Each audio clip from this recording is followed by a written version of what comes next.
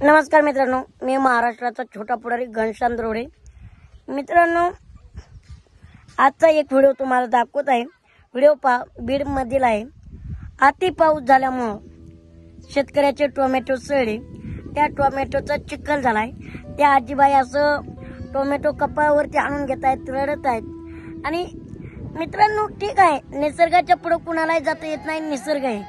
पण लाजिरवाणी गोष्ट वाटते की कृषी मंत्री म्हणजे जे आपले कृषी मंत्री आहेत माणिकराव कोकाटे साहेब यांनी त्याशी एक विधान केलं की कृषी मंत्री पद हे एक गावात ओसाड पडलेल्या पाठीसारखं झालंय.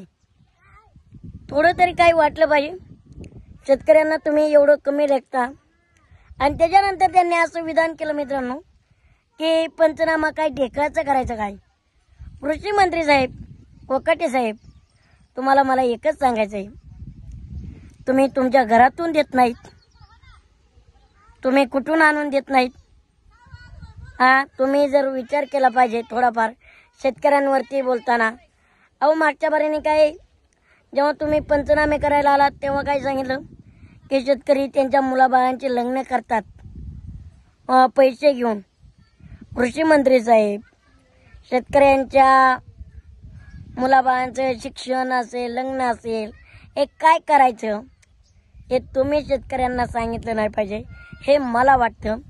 आज तुम्ही सत्तेत आहात आणि कृषी मंत्री स्वतः जर म्हणत असेल ओसाड पडलेली पाठीसारखं पद झालंय, तर तुम्हाला जर ते पद झेपत नसेल तर त्या पदाचा राजीनामा द्या ना. का ठेवले तुम्ही पद?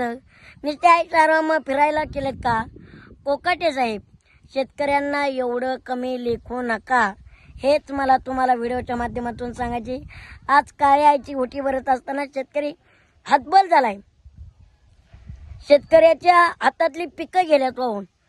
तुम्हाला पंचनामा करायच्यात करा ना, काय अडचण आहे. ढेकळाचे करा. ढेकूळ काही सोनं नाही का? ढेकळातून काही पिकत नाही का?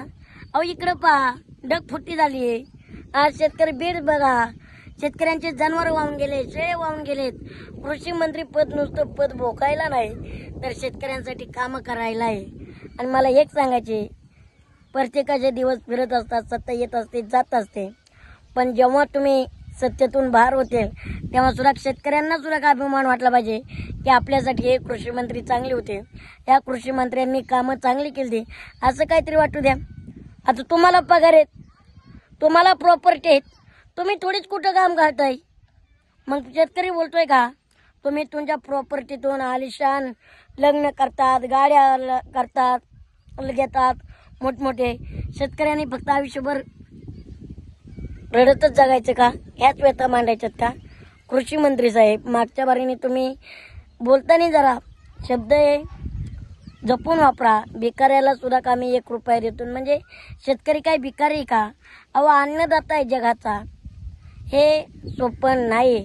आणि तुम्हाला जर ओसाड पाठी जर शेतकरी वाटत असेल तर त्याचा तुम्ही सरळ राजीनामा द्या. एखादा चांगला व्यक्ती येईल, सत्तेत असेल तर एखाद्याला शेतकरी पुत्राला तिथं द्या संधी, तो शेतकऱ्यांसाठी भलं करेल. आज एवढं मोठं धरण झालंय, एवढं मोठं हे आपण काय म्हणू शकतो, जलसृष्टी झाली. म्हणजे अति पावसाळा झालाय, अतिशय प्रचंड प्रमाणात शेतकऱ्यांचं नुकसान झालंय. तर त्याच्याकडे थोडं लक्ष द्या. आणि कृषी मंत्री साहेब, असे शब्द तुमचे येता कामा नये, हेच ध्यानात ठेवा. मला कुणालाही विरोध करायचा म्हणून नाही, पण शेतकऱ्याच्या बाजून राहा. शेतकऱ्यांसाठी काहीतरी योजना ना. अजून बऱ्याच शेतकऱ्यांचे सुद्धा ट्रॅक्टरचे हप्ते आहेत, अनेक अडचणी आहेत, त्याच्यातून सामना करत करत पुढे येतोय. तर तुम्ही असे विधान देऊन शेतकऱ्यांना काय प्रवृत्त करताय? म्हणजे सांगताय का शेती करू नका? सोनाराच्या दुकानात गेलं तरी 1 ग्रॅम सोनं देत नाहीत. कुठेही जा, गोळी औषधाच्या मेडिकलमध्ये गेलं तरी 1 गोळी फ्री देतील का? पण माझा शेतकरी राजा इतक्या मोठ्या मनाचा असतोय, 1 किलो घ्या, तो 1.5 किलोचं झुकतं माप तुमच्या समोर ठेवतो. 10 वांगी घेतले ना 12 वांग सहज ठेवतो, माल टाकतो. तरी तुम्ही त्याची परीक्षा घेताय, हे कुठं आहे? याचा मी जाहीर निषेध करतो. आणि पावसाळा जास्त झालाय, शेतकऱ्यांचं नुकसान झालंय, त्यांना भरपाई द्या. अजितदादांनी सांगितलंय 10,000 रुपये. 10,000 काही होणार नाही. नीट आकडा बघा. प्रत्येकाला 10,000 काही होत नाही. तर ते जरा व्यवस्थित लावा, शेतकऱ्यांना साथ द्या. धन्यवाद.